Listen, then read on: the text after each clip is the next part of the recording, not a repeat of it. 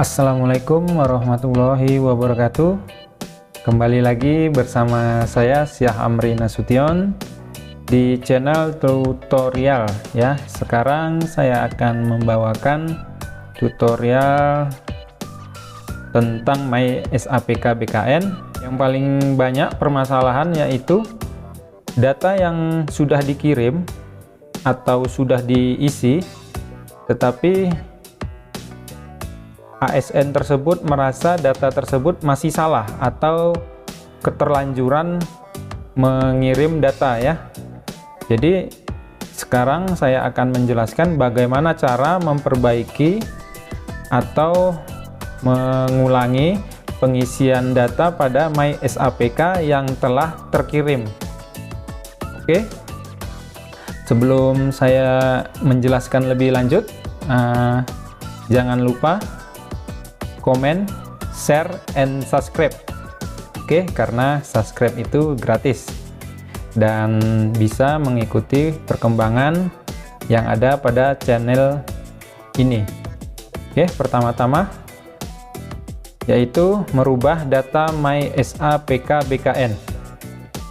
Untuk merubah data MySAPK BKN, status input berkas yang diusulkan oleh ASN yang telah mengajukan pemutakhiran data mandiri di MySAPK dapat dilakukan perubahan oleh verifikator. Jadi status input berkas yang sudah dilaksanakan di status yang mengalami kesalahan dapat diperbaiki oleh verifikator. Nah, dengan data usulan yang diterima verifikator yang merupakan hasil update dari riwayat data sebelumnya atau berasal dari inputan baru user di aplikasi MySAPK. Jadi di sini saya menjelaskan hasil update atau data yang sebelumnya yang berasal dari inputan baru atau tambah baru user di aplikasi MySAPK itu dapat diulang atau dapat diperbaiki dengan usulan ke verifikator. Oke, kita lanjut. Nah, ini adalah contoh usulan atau inbox usulan yang dikirimkan kepada pihak verifikator ya. Di sini saya dekatkan. Nah, di sini ada tertulis nama PNS, jenis riwayatnya. Misalnya ini riwayat golongan, ada UNOR-nya. Di sini ada tipe pegawai ya, ini PNS, dan tipe usulan, tanggal usulan, dan sumber ya. Di sini tidak begitu jelas. Nah, di sini setelah ada inbox usulan yang dikirimkan oleh verifikator, maka verifikator dapat memeriksa kelengkapan data dan kelengkapan dokumen unggahan ASN di MySAPK yang status usulan tersebut masih input berkas. Nah, jadi status input berkas kita bisa dicek kelengkapannya oleh verifikator. Verifikator memiliki kewenangan untuk melakukan perubahan data yang telah diinput oleh user ASN di aplikasi MySAPK. Jika ada kesalahan pengisian oleh ASN. Jadi di sini saya jelaskan sebelumnya, jika ada kesalahan pengisian oleh ASN di MySAPK, maka verifikator memiliki kewenangan untuk melakukan perubahan tersebut.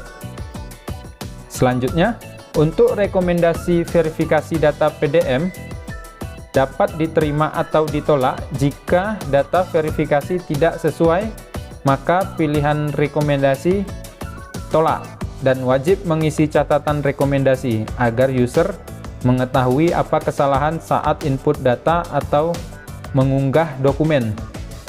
Jadi untuk perbaikan oleh verifikator yang diusulkan ASN dapat diterima atau dapat ditolak. Nah, jadi disesuaikan juga dengan dokumen yang telah kita upload sebelumnya. Selanjutnya, ini adalah simulasi usulan ya, simulasi usulan oleh ASN yang diterima verifikator. Nah, di sini usulan riwayat golongan bisa dicari menggunakan cari NIP. Oke, ada pilih prosedur, input detail, verifikasi data, dan simpan berkas usulan.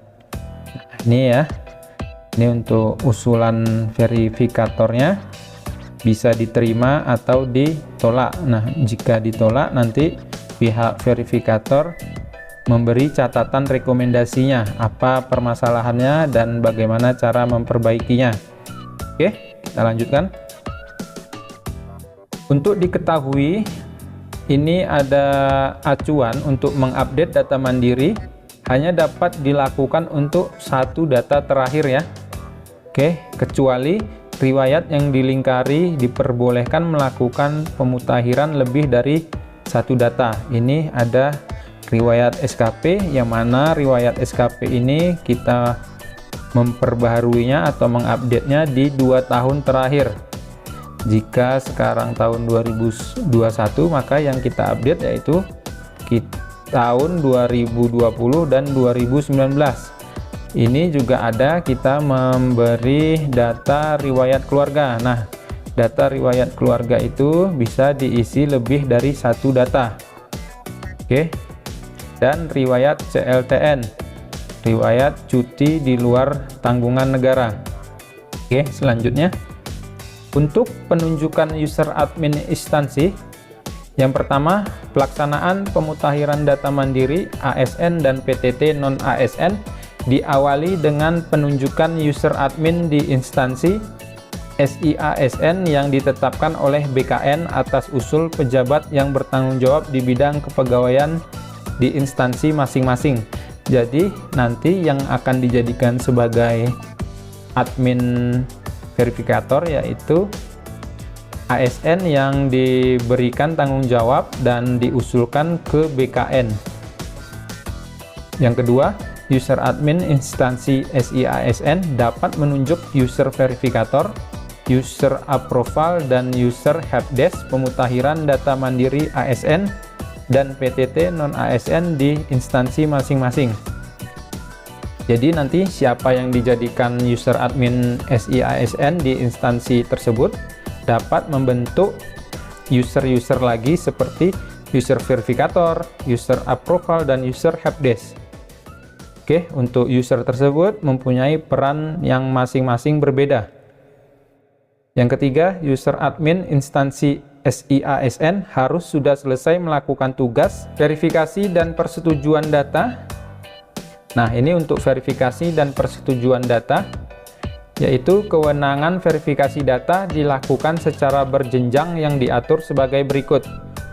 Pada instansi pusat, unit kerja yang bertanggung jawab di bidang kepegawaian di lingkungan Kanwil atau kantor atau UPT dan sejenisnya, atau unit kerja yang bertanggung jawab di bidang kepegawaian di lingkungan kantor pusat.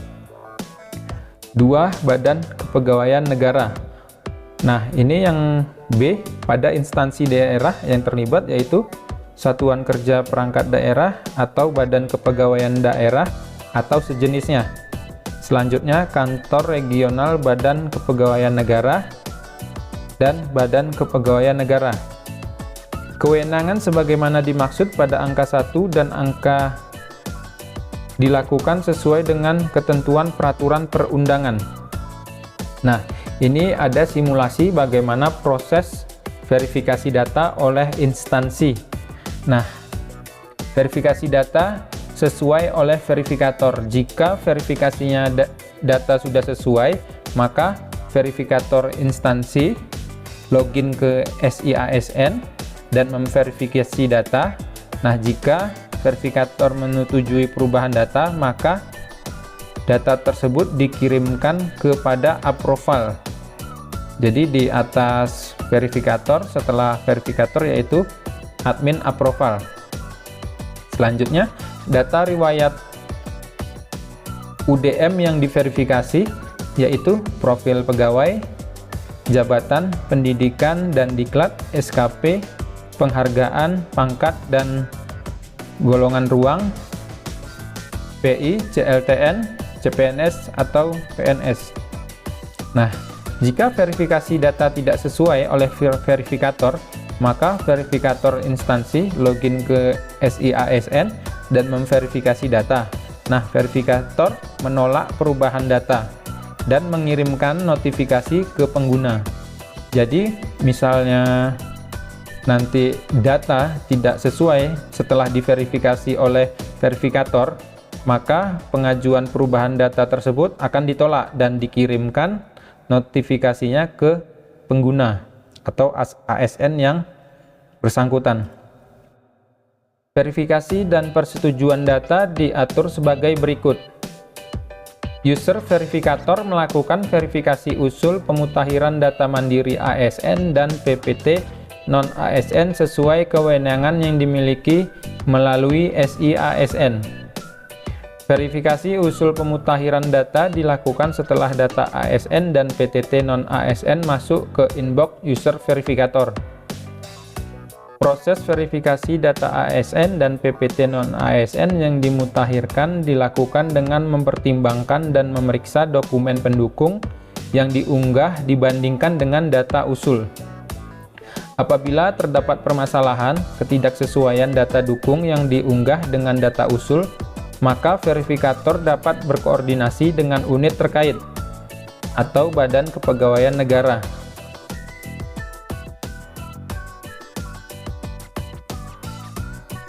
Selanjutnya, verifikasi data dan penyelesaian permasalahan data dilakukan sesuai kewenangan masing-masing sebagai berikut.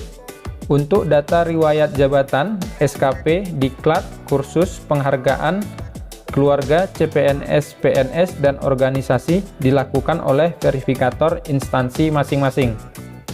Untuk data riwayat pendidikan, pangkat, golongan, PMK, CLTN, dan pindah instansi, di instansi daerah setelah diverifikasi oleh verifikator instansi, maka akan dilakukan validasi oleh verifikator kantor regional BKN sesuai dengan wilayah kerja masing-masing. Permasalahan data riwayat pendidikan, pangkat dan golongan ruang, PMK, CLTN, dan pindah instansi di instansi pusat setelah diverifikasi oleh verifikator instansi, maka akan dilakukan validasi oleh verifikator BKN pusat. Proses persetujuan pemutakhiran data mandiri ASN dan PTT non-ASN dilakukan oleh user approval berdasarkan data hasil verifikasi dan validasi user verifikator. Monitoring verifikasi usul pemutakhiran data mandiri ASN dan PTT non-ASN sebagaimana dimaksud pada angka 3 dapat dilakukan melalui aplikasi SI-ASN. Jadi kesimpulannya teman-teman, untuk kesalahan data atau verifikasi data MySAPK BKN itu dapat dilakukan oleh user atau admin verifikator di instansi masing-masing dengan admin SI-ASN. Jadi langkah-langkahnya yaitu kita menghubungi atau mencari siapa admin verifikator kita di masing-masing instansi kita. Nanti setelah kita mengetahui siapa adminnya, maka kita mengajukan permintaan untuk memverifikator hasil dari penginputan berkas kita.